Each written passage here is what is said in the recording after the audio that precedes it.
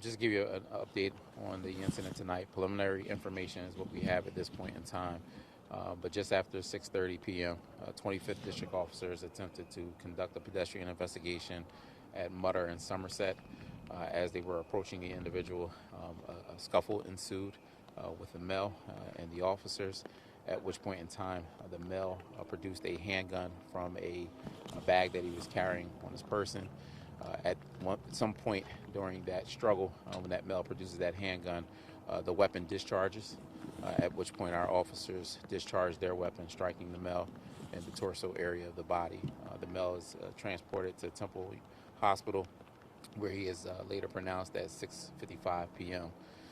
At this point in time, the investigation is still very early in the stages.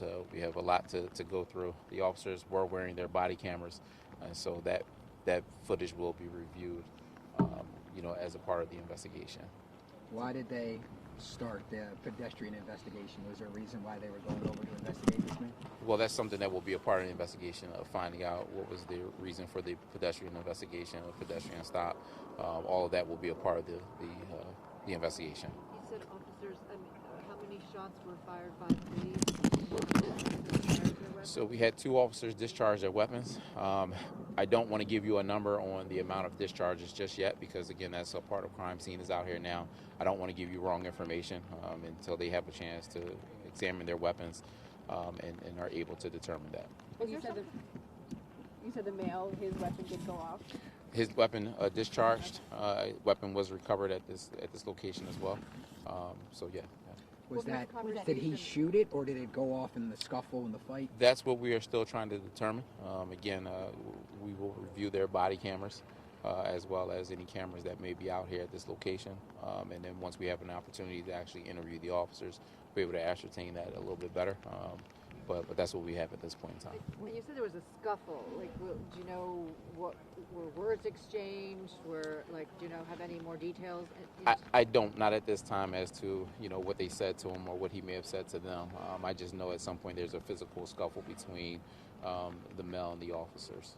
Was that pedestrian with anyone else that saw what happened?